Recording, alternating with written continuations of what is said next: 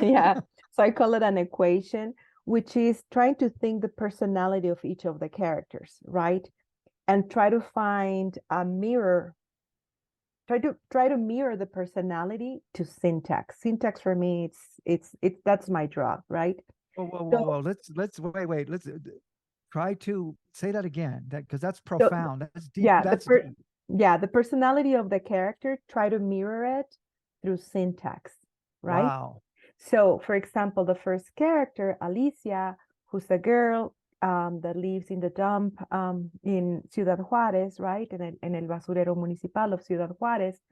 Uh, she pretty much raised herself. She's on her own. She's strong. She's wild, but she's strong. She's a little bit quiet. So I was like, okay, she would work. She would speak in simple sentences and sometimes monosyllables most of the time.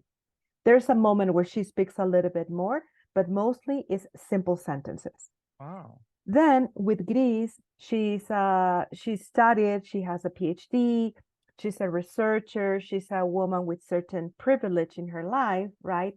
And also she thinks a lot about herself. She knows she's smart.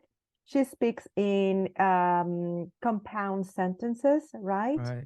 So we see more of semicolon. We see I forgot the name. Compound sentence. I know it in Spanish, but I don't know it in English.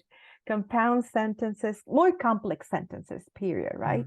There's a lot of semicolon, there's a lot of sort of parentheses to change the subject, Right. but it's more of like combination and then the vocabulary, obviously, and the type of verbs she uses. Right. And then we have the third character, Reina, who's everyone's favorite. Reina Grande. And she's my favorite. Of course, she takes a space. This is a trans woman, a sex worker, the matriarch of women. Her favorite subject is herself. So she speaks, number one, she speaks in a block. So as you can see, Right. even visually, you see that it's long paragraphs. And she speaks in enjambment. And And she also speaks in monologue, which it's a what mono. is she doing? Yeah, you know that she's talking to someone, but you don't never hear her, right? Right. So she has enjambment, she has a monologue, she changes the subject one or the other, right? And she plays with language in terms like she's a little bit more bilingual. She might throw things here and there. There is this queer language, I would say, that she uses, right? And again, her favorite subject is herself. So she's like, for me, it was like, this is an enjambment. She speaks in enjambment. So having that in mind at some point in the novel helped me review the chapters I already had, but then being able to continue with each one of the chapters because Wow. this is like a braid of voices.